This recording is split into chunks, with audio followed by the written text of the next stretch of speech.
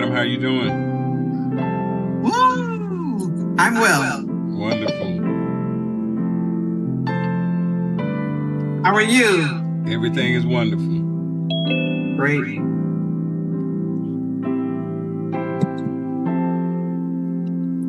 So I guess I need to click on this little link here. What's that? Am I clicking on this right now? For what? I see the flyer. Oh no. That's just the preview. Okay. That's just the preview while the people are coming online. Okay. Once I come on and do an introduction, and then at that point, if there's something that you want to share, you can go ahead and begin to share it then. Yes, thank you. Oh my goodness, this chair is too low.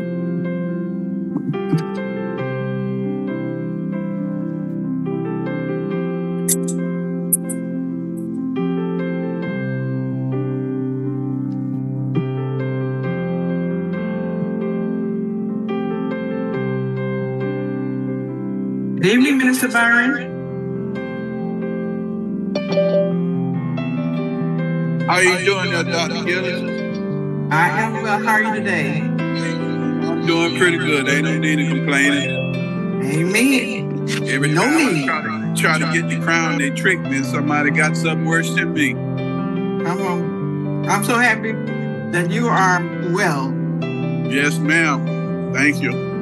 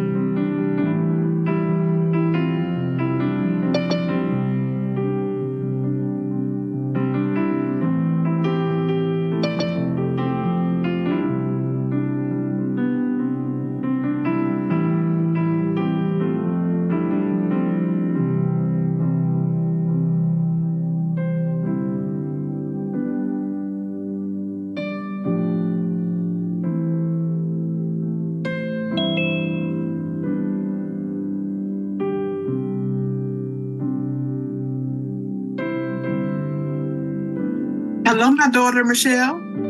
Hi, Mommy. I love you. I love you right back. Can you Can you see me? See your logo. I can't. Oh, you're sitting. I see you now. Of course, I'm gonna cut my camera off. Huh?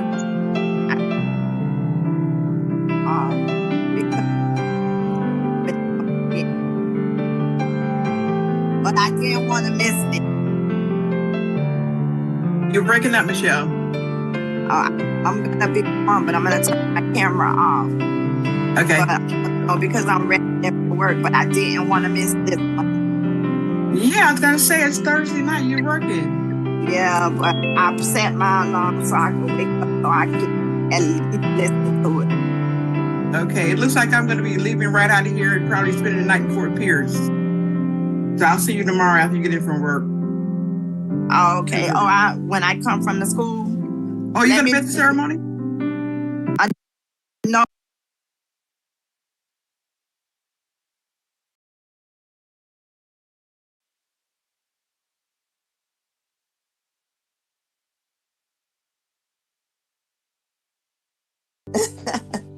All right, I should be home. I know I gotta make a couple of stops, but I should be home by 4 at least. This sounds great. Hi, Pastor Susie. Hey, Pastor. How All right. are you? Love you. Love you too. I see my Jennifer and my Wanda. Hi. Good morning. Good afternoon. Hey, everybody. Thank you so much for supporting this amazing piece of work that my mentor, Dr. Lori, put in the earth, and making it culturally friendly has been a real beautiful experience. Long but beautiful. All right. I want to thank everybody for joining us for our monthly emotional literacy ministry conversation. I want everybody that's watching on Facebook, YouTube, or Twitter, if you all could do me a favor and go ahead and share the post, I would be extremely appreciative. Again, those that are watching on Facebook, YouTube, or Twitter, go ahead and share the post and we'll be extremely appreciative.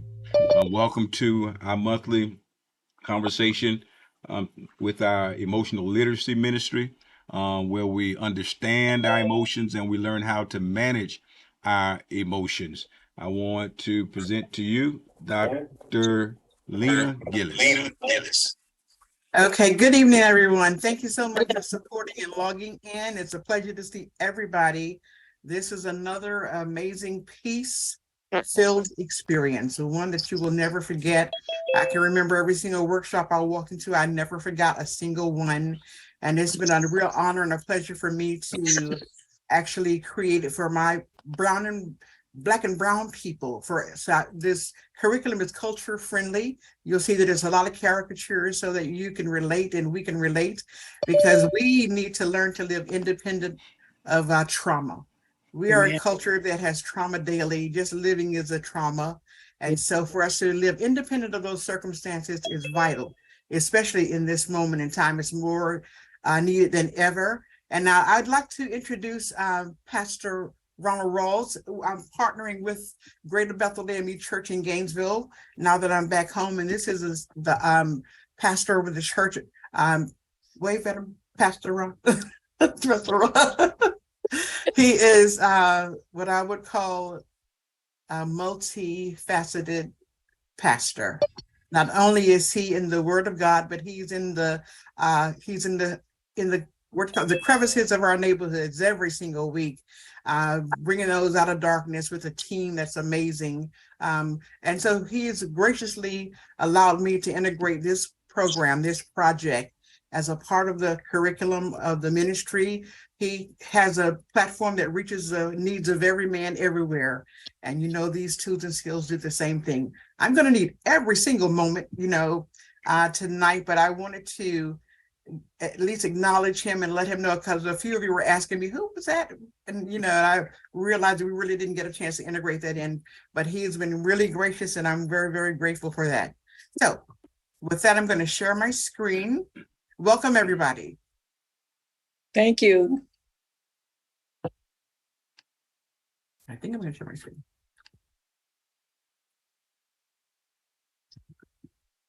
Yeah.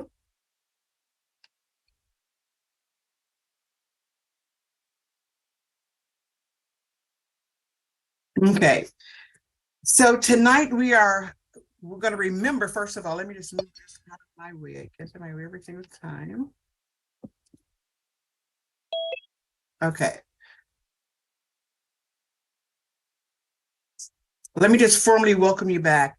It's been so good. This is our second session, session number 2. So welcome to session 2.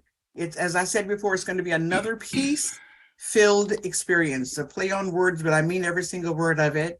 And last time we were together in session 1, I hope that if you didn't get a chance to be on the with us at the last class, that you got a chance to sneak on Facebook, somewhere in social media, so that you can get the introduction. If not, go back tonight sometime this week and look at the introduction, because of course I don't have time to go back through every single thing that we said.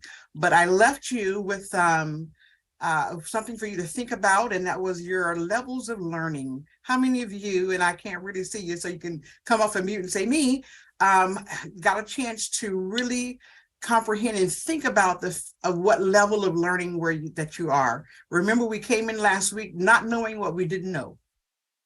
Unconscious incompetence. It's impossible for us to know what we haven't been taught.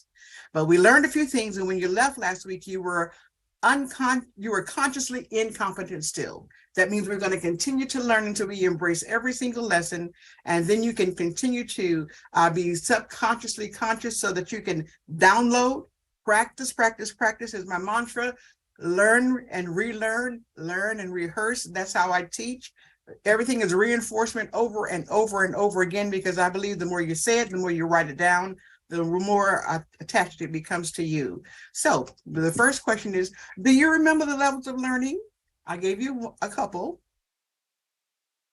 They are unconscious incompetence, conscious incompetence, subconscious competence, and then conscience, conscience competence, which means, as we talked about last week, they say, let your conscience be your guide. And we decided last week, it can be your guide if it's healthy. And so these tools and skills are very, very healthy. So you can feel free to let them guide you as you embrace them for the rest of your days. Really, you can I'm using them every single day of my life. I'll always have an opportunity to use them. I really, really do. And the question is, do I have it perfect? No, I'm still a student. I'm still learning as well. But I had a little talk with the Lord about that, because I didn't feel that I was really ready to share these things. And he said, baby, before you're perfected in this, I'll be back. So just tell the people what you know. And so I really take joy in sharing and embracing how I have changed by being introduced to these tools and skills by Dr. Lori Gordon, in heaven today, but she's still my mom in this. So have you been practicing being aware of how you're expressing yourself, how your face is looking, how your voice is looking?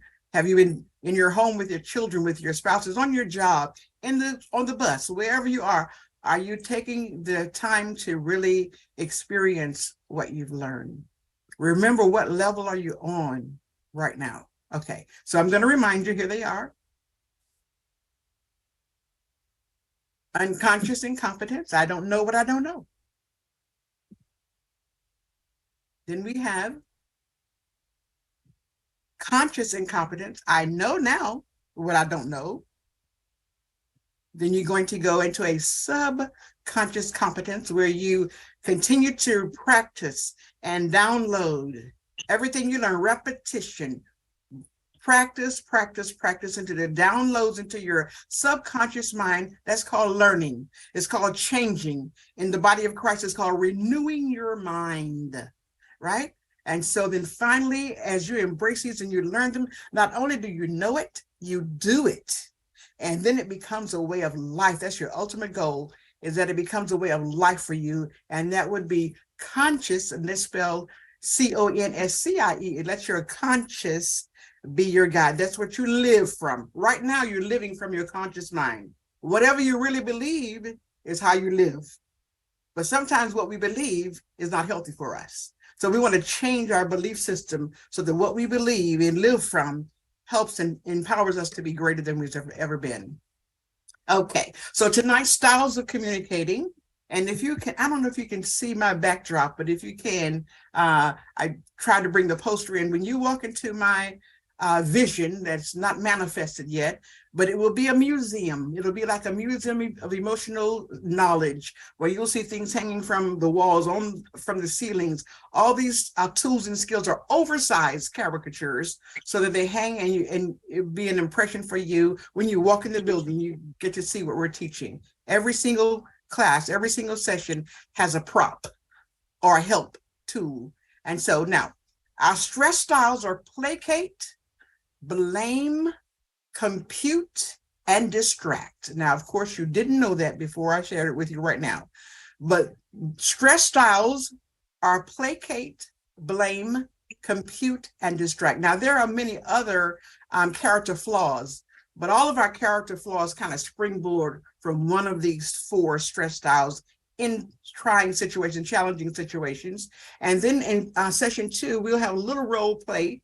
You haven't lived until you've had role play face-to-face.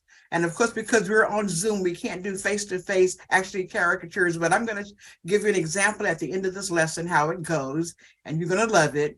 And then after we understand the stress styles, we're going to move into eustress style. There is a healthy stress. It's called eustress, and that is when you allow the adrenaline that is a part of your biological makeup to empower you to get the job done. And I gave the example last week as we were closing.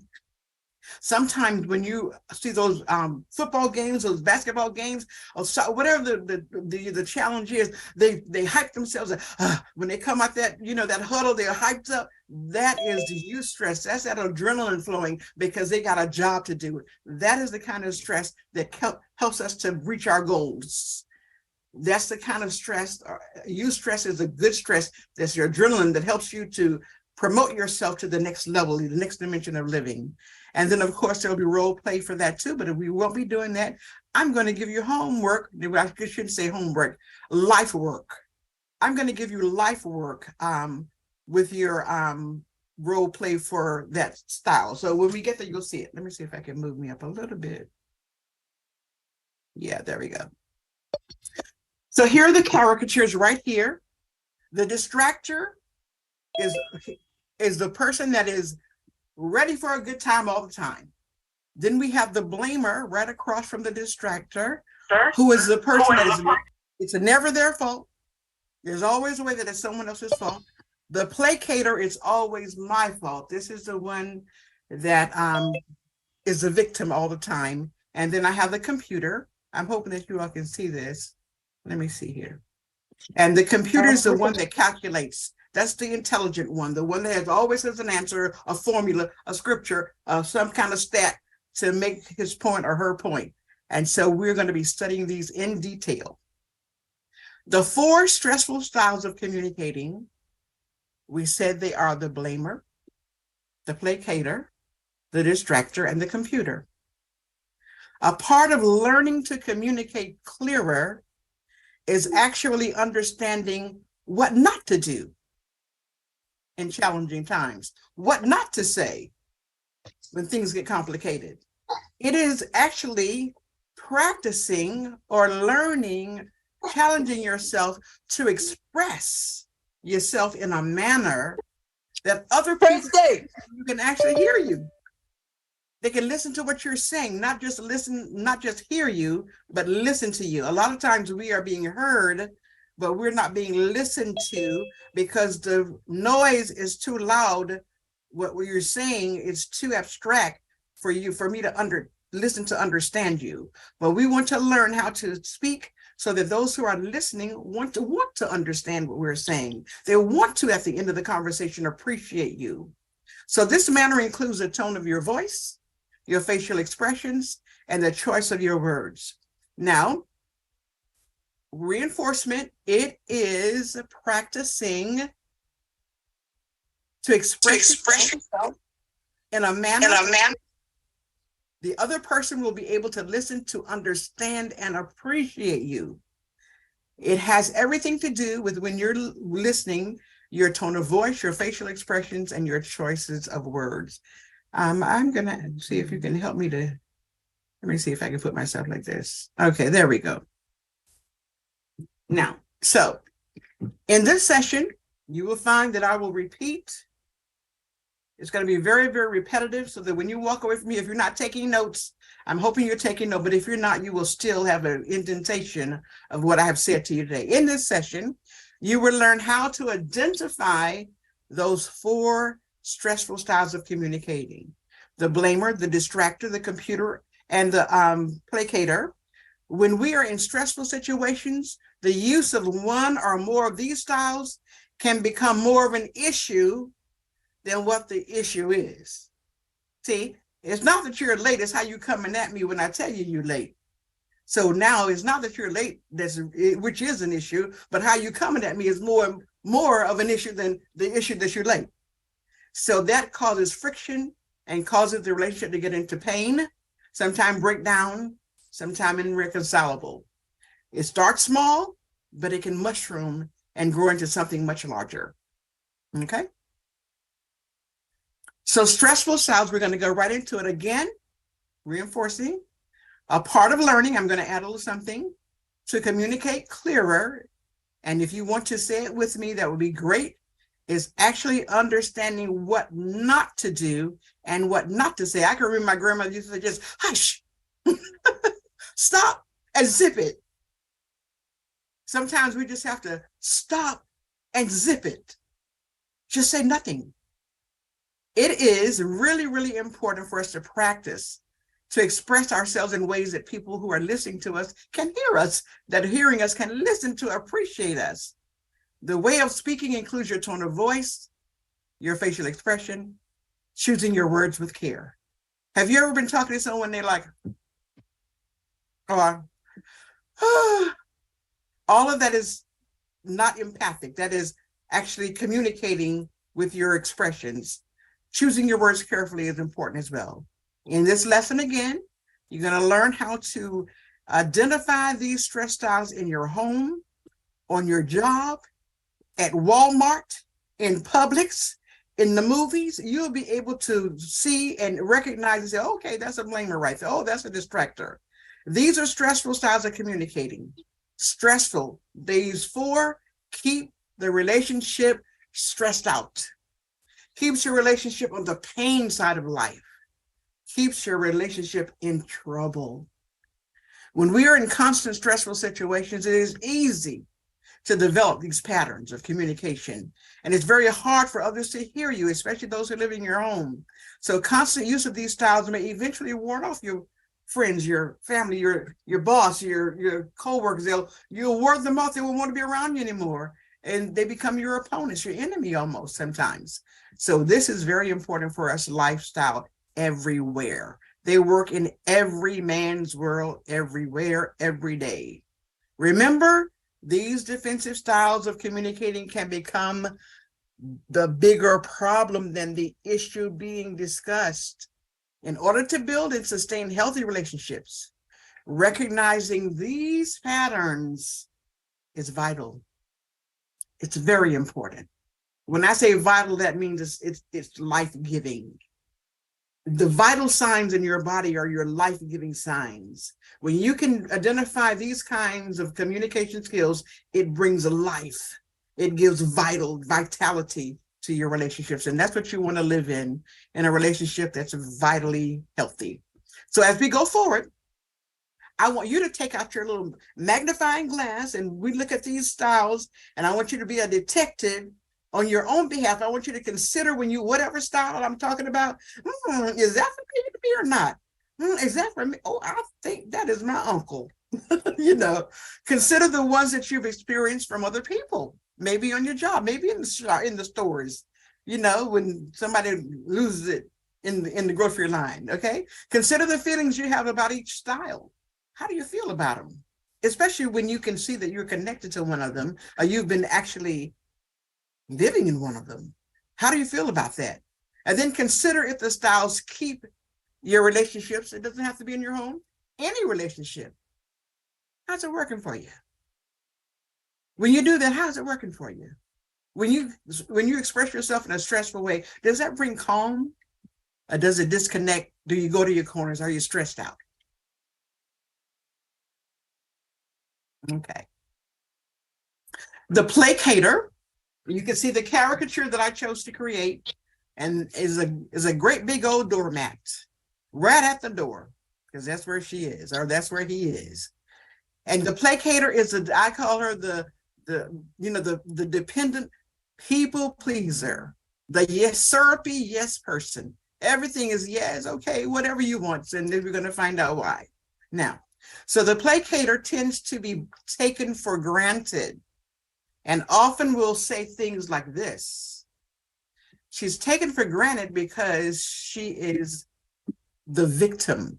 She plays the victim. And she'll say things like this: oh, honey, okay, boss, okay, sister, okay, brother, okay, it's whatever you want. Don't worry about whatever you want. Because without you, I can't go on.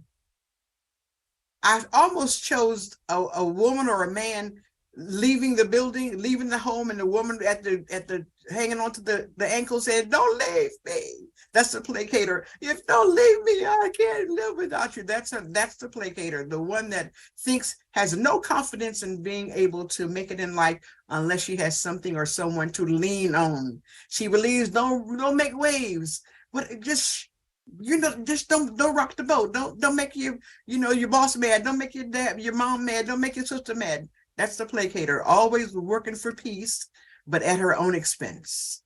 She'll say things like, never mind about me. You just make sure you're good. I'll be okay. That's the placator, always a victim to her own hurt. She is a people pleaser, but this is her attitude. I feel like nothing without you. Now, I added you because that's what we normally say. I feel like nothing without you. But it could be, I feel like nothing without my cigarette. I'll please a cigarette at my own expense. I gotta have that nails done. I can't live without my eyelashes. So these things, anything that you put your pleasure in instead of taking care of yourself becomes an enemy to your vitality of life. Without you, I'm worthless. The placator is often scared, though. Many times you'll find that placators have been abused. Once you begin to look at their history and you look back at their life and you walk through it with them, they have been abused. And so they have a very, very low self-esteem. And so they feel like they have to hold on to something and not to hurt them, not to hurt themselves. The way this is their mantra, their principal life. I counsel out myself. I cancel out all of my needs to preserve this relationship. Haven't you heard people say, I can't believe how you stand in that relationship. You just let these person just walk over you. Well, that's because that person is a placator, has no ability within their own strength. But once they learn that they are a placator, then we're going to show them how to come out of that place. The symbol, I say again, is a doormat and may allow people to walk over them. That person is apologetic always. I'm sorry, even when they're not right, not wrong. Okay, I'll just take the blame. I'm sorry, please forgive me. They're weak, clutching, just everywhere I go, you're just clutching on me. You're just too much of you're just a worrywart, and you're the victim. And that's the extreme, though. When a person has lived as a placator and been abused, the way this is like the way I've described, that person can end up going into states of levels of depression. When you see people go into depression, they have migraine headaches, they can't stand the light. It's because they have taken too much responsibility on their own self-esteem. And so they have to bury themselves in the dark sometimes in depression. And so we want to make sure that they come out of that place. Next is our blamer. I call it Dr. Gillis. The blamer. Yes, sir. And with the placator, are there any strengths or positives in that style of communication, or does the whole thing need to be kind of rooted out like a cancer? You have to wait. Oh, okay, I got you. That's good. Okay. So the blamer As a matter of fact, can you see what I have back here? Can you see my worm? Can you see him? Yes, ma'am. Okay. I have that in the room because every time we do this, sometimes you just need a soft place to land. I can remember the first time I went to this workshop, I'm like, I've been every single one of these. And so in the room they had soft little teeny animals where you could just hold them and caress yourself, because this is very, very brash and bold to describe you in such a way. But yes, it's always a happy ending in my teachings, always a happy ending, okay? The blamer may control, nitpick, criticize, use sarcasms, and or speak in sweeping blaming generalization. What do you mean by that, Dr. Gill? They say you're always late. Every single day you're late. No, you ain't no good. I mean, no good. I mean, come on down. Sweeping generalization. You never, always. They may express themselves that way. And so they do say that. You never do anything right. They may say that, but I mean, nothing right? See, that's a sweeping, I mean, I don't do nothing. If it weren't for you, everything would be fine. That's that blamer. You're so stupid, you're sick, you make me crazy, you're evil. These are their name. I call it the dirty dozen. They'll call your name. They'll even use profanity when they're talking to you. You call you all those words that you don't want to hear. You're always wrong. You're incompetent. When are you going to learn? Now you do this every single time. That's the description of a blamer. Okay. And then you're just like and then I name, because this is what we hear, because this blamer always wants to find someone they feel are imperfect. And then they want to measure you against someone that that people don't think are perfect. So when I was a little girl, they say, you're no good daddy. I'm like, he ain't no good. So, that's a sweeping generalization, because no one is no good. Okay. So inside the blamer, they may feel lonely though. They may have that hard shell, but inside they probably feel unloved and they don't know how to get what they're looking for. The blamers are often angry because they may have a history behind them of disappointments. And so they anticipate not getting what they want, including your approval. You're supposed to love me. So guess what I do? My principle is this. If there is a problem that's threatening the situation, this is what a blamer will do. I'm going to get you before you get me. The best defense is a good offense. Or I'm going to demolish the other person before they can demolish me. So that person is always on the offense, always trying to protect themselves in a way that's unhealthy for any relationship. Their speech and body language is often very sharp. I mean, this is exactly the way why I chose the hand, because we have some blamers who will actually put their finger on your nose when they're talking, put their finger in your face when they're talking. We're, real sharp and dictatorial. So when you see that kind of a expression, that person is a blamer. They may not know it, but maybe they're hurt and they need love. That's probably what they need. All right. So they can be controlling, disagreeable, sarcastic, obnoxious, hostile, tyrannical, nagging, nitpicking, fault finding. But if they stay in that vein long enough, they may grow into a place where they begin to be paranoid, like everybody out to get them, and then they become violent. This is how relationships become volatile, where they will actually put hands on you and strike you when you don't do what they say. That is a blamer. Okay, the next one is my computer, the analyzer. The computer is that person I call cool, super cool. They all cool. I call them cool daddies, cool mommies. They're collected. They're super reasonable. They choose their words carefully. They use abstract words like, supercalifragilisticexpialidocious, something that you would not even know to say. And they expect you to perform according to what they think you should be able to do. You should be able to do that. They avoid admitting when they're wrong, making mistakes. They deny their own feelings. They tend to cite facts, statistics, the authorities, tradition, and they'll even say things like this. Upset? Not me. I'm too cool. You can't get me upset. No. No matter what you do, baby, I'm cool. I'm fine. Well, you can look in their faces and tell they're not, but they're going to say that out of their mouths. Everybody knows that. The computer thinks that everyone should be on the same wavelength they're on. So if you don't know there's something that's wrong with you, obviously, you mean you don't know that? Everybody knows this. You're always a reflection of their own intelligence portrayed or displaced onto you to make you feel inferior, because they inside don't want to be weak. They don't want to be vulnerable. The computer may reject any expression of emotion from themselves or anybody else. When you see a computer, sometimes you start crying, they walk away. I ain't got time for the tears. We don't have time to cry. Let's just get it done. 2 + 2 is 4. That's all. Let's just get it done. Let's get to 4. We don't have to waste our time on emotions.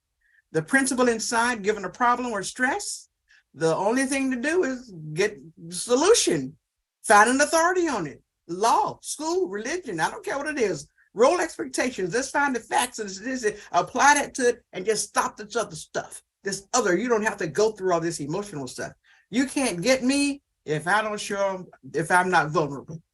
That's their motto. You can't get me if I don't show you I'm weak. I'll never be weak. The computer is never going to be weak. You can't see me cry. I'm not going to cry. That's just not something I'm going to do. And if you think about it historically, our African-American men are trained to be this way. Suck it up.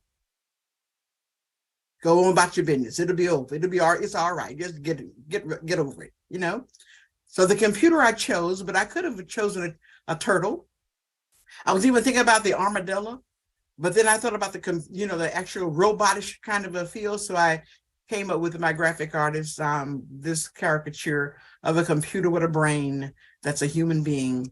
And now this amazing person can be self-righteous. I have righteous, but it's really self-righteous, rigid, they're cold, they're objective, legalistic, principled, obsessive, they're militaristic. I mean, the children are like little soldiers if they have children sometimes. This can be men or women now. This is not a gender. We're talking about a character. Insensitive, unfeeling. They lack sympathy or compassion. Just let's leave that out of the equation. Let's just get the job done, you know? All right. And then finally, we have our distractor. This is my dancing disco distractor.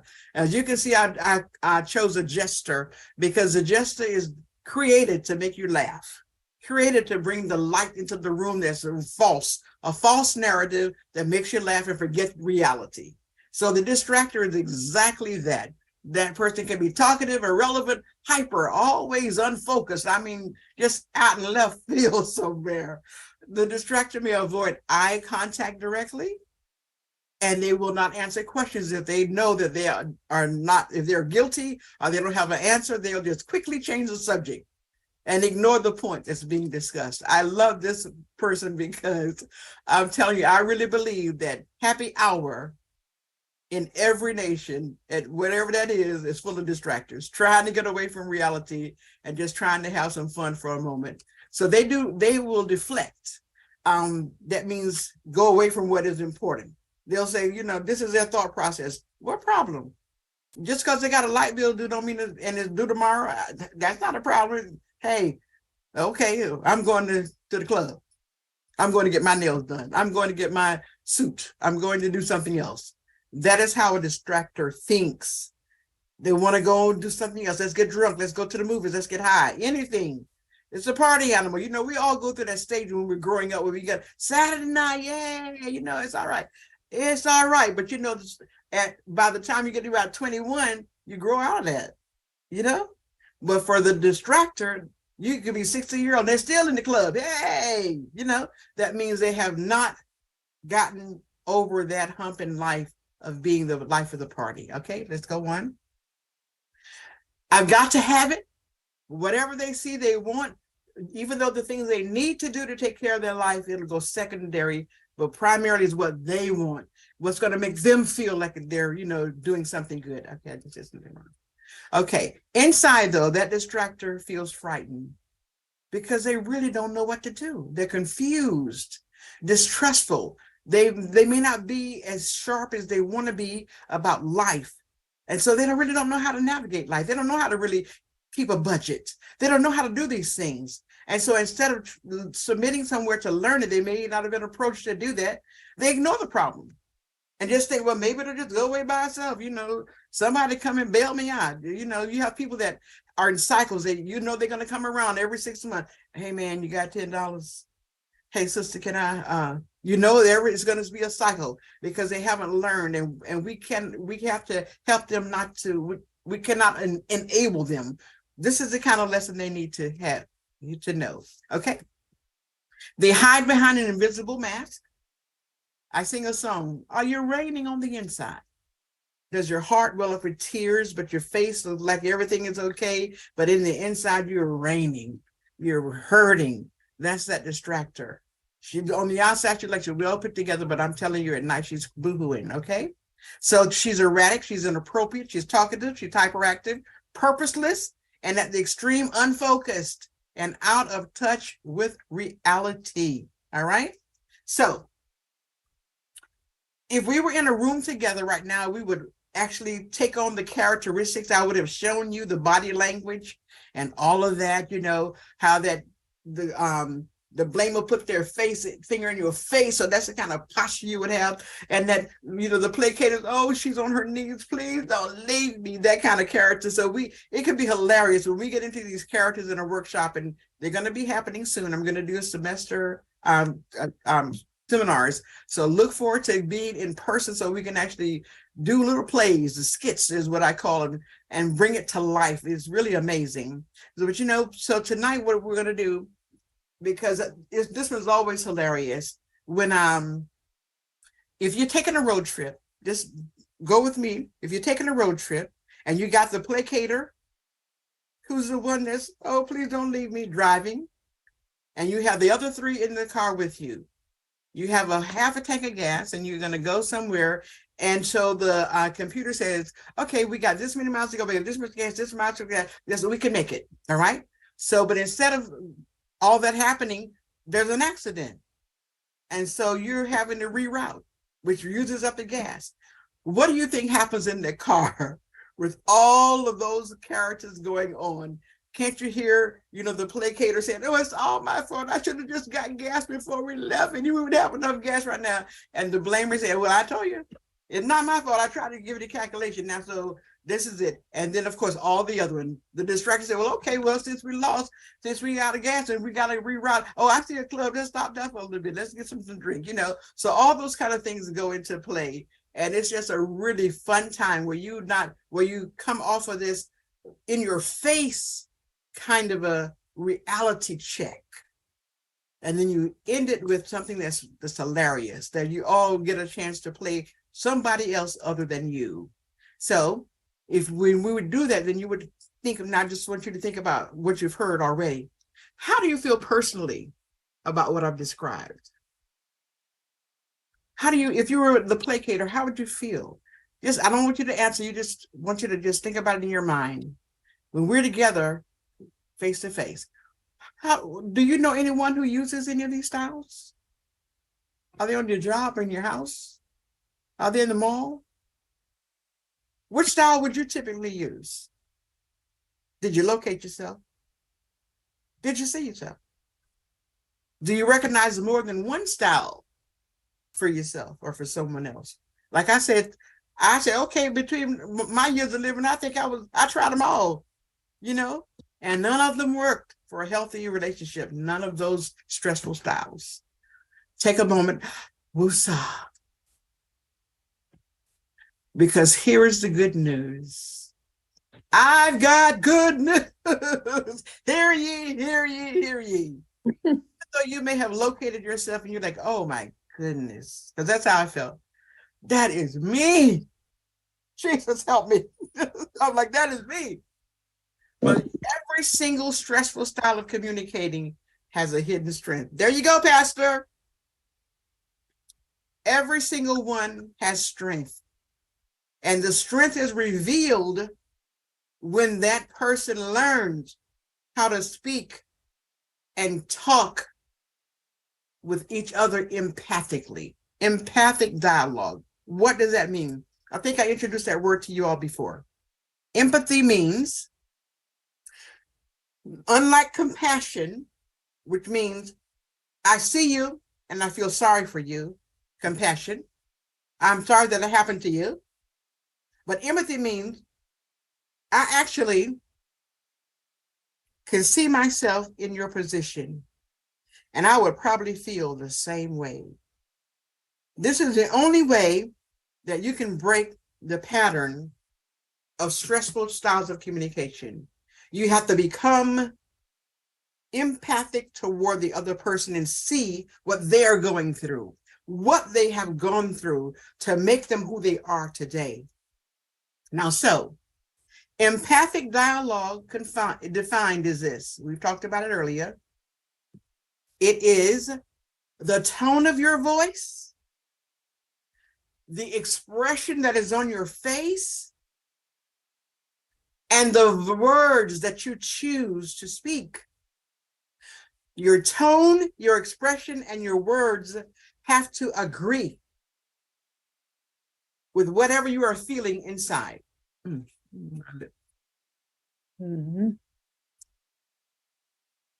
As I said before, when you are empathic, shared meaning, you actually can see the person's face and they can see yours.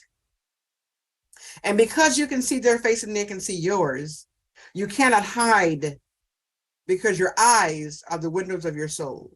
So even though you're saying, I'm fine, the expression on your face is not in agreement with what you said. The words coming out of your mouth is not in agreement with what you said. So empathy, empathic shared meaning is the goal. Empathic dialogue develops inner strength. It's like the word of God. You know, the word of God, you don't know how it works, but it works. Oh, excuse me. What's going on my lips? The word does the work. It's like a seed. The word is a seed. Empathic dialogue is like a seed. When you put the seed in the ground does the work. Right. You don't do the work. The ground does the work. When you put the word of God inside of you, the word does the work. Mm-hmm. So when you put this information and you begin to put it into your existence, it will change you. You'll be strong enough to say what you want. You'll ask for what you want. You'll be strong enough to be caring and considerate of others. We're talking about the characters, the stressful styles right now. Ask for what you want. That's that blamer. Everything I want. Got me. You the reason. Okay. Caring and considerate, placator, stay focused on the problem and distractor, take time off from the computer. When you develop these 4 things, you dispel all the other kinds of stressful styles. Can you see how that makes you a whole individual?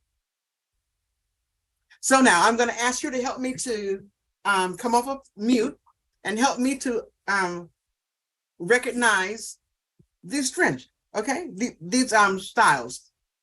This person has the capacity to be assertive, speak on his own behalf or her own behalf without demolishing the other person. This is the strength of which character that's stressful, do you think? You can come off mute, somebody tell me. Okay. No answer? Okay. There's no wrong answer. That would be the blamer. That's right. The blamer, even though, you know, that person is the tyrant sometimes, but they have the ability. This is your leader right here. This is a leader, but a leader who has not used that talent and ability in a healthy way. Mm-hmm. They can be assertive and they can speak on their own behalf without demolishing somebody else. They can say it without, you know, tearing you down to pieces. All right. They can lead without tearing each other down. The next person has the capacity to be sensitive, loving, caring, and have empathy for others, but not out of fear, but because they want other people happy. Have you ever seen people just want to see other people happy? That is this one. Is that the placator? Yeah, somebody, thank you. That's the placator. Yeah, exactly. She in her heart, she just wants everything to be right. She just wants everybody to be happy, everybody get along. But somehow out of her history in her life, something has distorted her perception and she's become a doormat instead, where she just let everybody be happy and she be unhappy all the time. Now the next one has the ability to analyze, problem solve, and plan while taking into consideration both their own and others' feelings.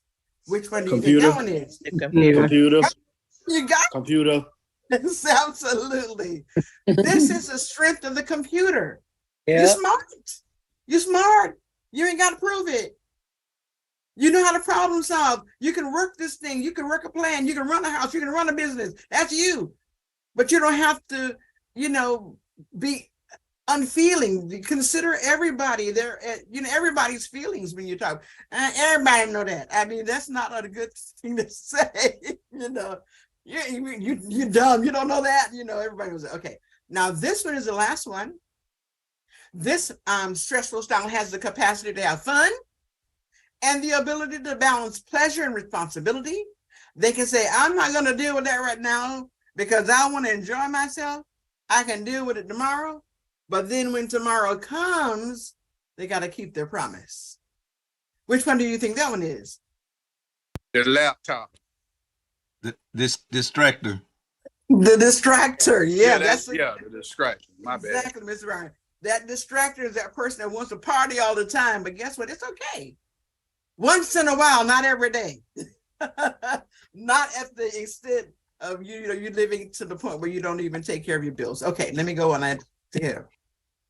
Now, so the last one that I want to present to you, and we'll do it really, really quickly, is so easy. This is the opposite of all the rest. I've already explained to you, the eustress style of communicating uses that adrenaline that's in your physical body. It's a part of you. It's like your eyes, your ears. It's when there's a challenge the adrenaline begins to flow. Ooh, wow! You get revved up about it. This kind of style works best when you level and are congruent. What does that mean, Dr. Gillis? I'm going to show you in just a minute. Leveling and congruent. This is a picture of leveling and congruent. In a relationship, there comes a time when you have to sit down face to face. You can't talk while you're cooking the chicken. You can't talk while you're changing the tire in the garage. You can't holler from the, hey, so Joe, bring me Joe. Where you go? I'm going to the mall. While you're leaving out the door, all those things are okay in their place. But there comes a time when you have situations, issues on the table in a relationship where you just got to stop the world. And you got to sit down and look eyeball to eyeball. That's called leveling. Mm-hmm. It's called congruent. I can see you, you can see me. Not only can I see you, I can feel you. See? Your energy. I can sense, I can look into your eyes and see if there's a tears welling up. Sometimes we don't look at each other close enough. If we could really just stop to do that sometime, we would have much healthier relationships. So the leveler says things like this. I can say how things are for me without blaming. Now, the reason I'm reading these because I want you to listen. Because this week, I want you to practice being a leveler. If you've never been a leveler before, you're going to stop the world at some point and you're going to level. And you're going to say how things are for you, but you're going to do it without blaming. You're going to say, I hurt when I see the time comes and you're not here. I worry. And it makes me feel sad. Without blaming. You make me sick. I can't stand you. That's not leveling. That's more like blaming, right? That's a stressful style of communication. So listen to these very, very carefully. Now, okay, I need to say the next one, please. I can be sensitive and caring without placating. That means you can hug your babies, your husband. Sometimes we get so intense with what we're doing when our children come up to us. We go play somewhere. We're going to take the time to be sensitive because when your child comes to you, guess what? They need you. And if you really think about it, I say this all the time, even in church. The baby, when they're crying in church, they just need about 5 minutes. That's it. Take them to the back of church. Let them walk around 5 minutes. So they're going to hush. They only want that.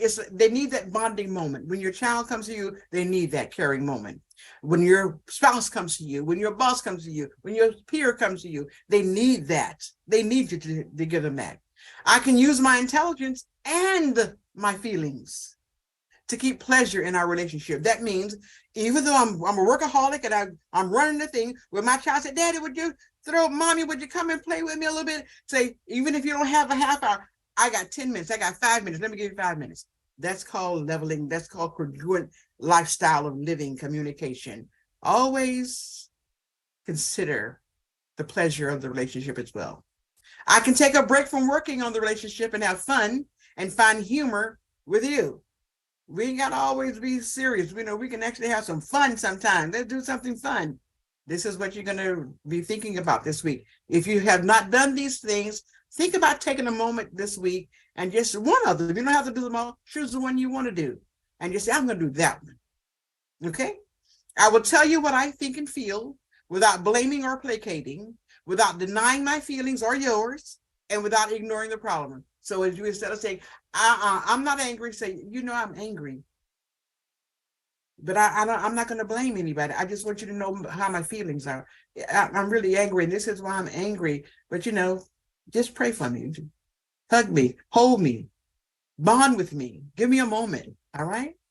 Mm-hmm. The next one is, I will invite you to do the same.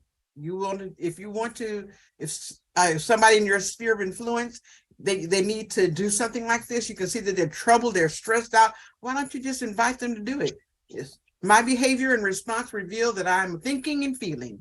I will not wear a mask. I won't wear a mask. I won't hide behind a smile, a gaze look, a blank or icy stare. I will not display indifference.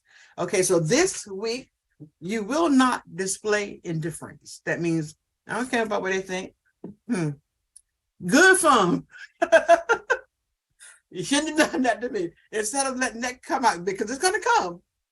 Everything you have been you're going to have this week. You're going to have the opportunity to do something different. And I'm going to ask you this week, for me, don't do what you normally do, which is stresses yourself out and stresses everybody else out. Do one of these and bring a calm. Be leveling and congruent. Now, also, too, I want to show you this. The leveler believes, I went real fast, too bad. People can grow, they can be intimate, they can be competent, they can make sense, they can stand on their own 2 feet, and they can make choices for themselves. The leveler, that person that I just described to you, the congruent, is a believer. See? Many times in relationships, we don't believe in another person. Oh, you'll never get better. You've been a drunk ever since I've known him. Child, please. Your dog, you're just a bow wow. Oh, she's just a trollop. No, the leveler believes, just like God believes, that people can change. Because guess what? They can. They can change. With these Susan skills, I've changed. I have seen many people change. The leveler is a believer, and the leveler is mature. Once you get to be a leveler, you are a mature human being in the practical way of living. Why am I saying that to you tonight? Because we know this is a church that we're talking about. So, and most of us are believers. We know that in this world, we have a mandate, and that is dominate the thing. See? Dominate the thing. When you're not a believer, the Lord says, come out of the world. But once you become a disciple, he said, go into the world, right? Go in. Wait a minute. Well, you want me out or you want me in? Which one? I don't want you in the world if you're a baby in Christ. If you just got to say, stay your butt home somewhere. But if you're a believer and you're a strong believer and you're a disciple of the Lord, go into the world and do what I did for you, right? So this leveler is that person that is mature like that, going. So that's what we all want to be. We want to make an impact on every relationship that we have. Leave it standing and leave it better. When you think about leveling, I think about a carpenter. I don't know about you, but I see this. You know what carpenters and levelers, it helps you to build. So when you become a leveler, it helps you to build your relationship. It's like building a house.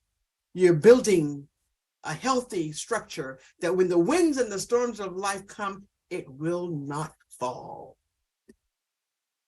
Leveling is a family affair. This is a leveling. We don't do this much anymore, but even if you don't have dinner, just take time to drink your tea together for about 10 minutes and look at each other, smell each other, see what's going on. Now for role play, we're not going to do role play because what I'm asking you to do this week is your role play, all right? But you're going to be able to ask and have fun. So now, after you've done this week, when you come back the next session next month, I'm going to ask you the questions behind this. How did you feel when you were leveling in congruent, when you're being empathic when you're speaking? Try to write it down so that when you come next time, we can communicate. Just remember, the mantra is practice, practice, and practice some more. I pray that you hear me in your sleep. I'll play out when you turn over, you hear me saying practice, practice, and practice some more, because practice makes perfect. Practice makes perfect. This ends our session number 2. Next month, July 1, I hope to see you again. We'll be talking about the emotional part of feelings. And if you want to know how that's going to look, it's going to look just like that. If you were a pot, this is how your life experiences may look in a frame. We're going to take it apart, talk about it, and help you to empty your pot next week, next month. So healthy heart and soul is the goal. Always my goal. Healthy heart and soul. Be peace-filled. And I look forward to seeing you at our next session. Thank you. All right. All right. Perfect. Wonderful. Let's give Dr. Gillis a hand raising. Yeah. Wonderful job.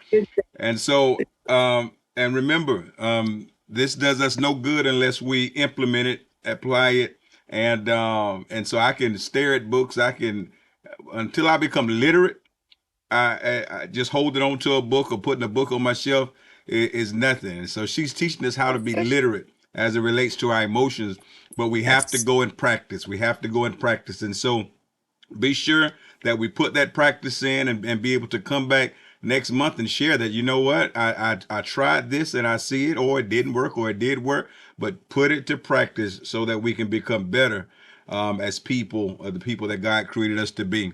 One want to encourage want to encourage someone that, just like with all of our other ministries, the financial wellness, the mental health, the dental academy, what we do here is just we're introducing, but there are opportunities. If you own a business, if you have a staff, if you're a part of an organization and you want to improve upon the emotional literacy of the group, organization, or corporation that you're a part of, pinned to the top of the comments, you'll always see the contact information for Dr. Gillis.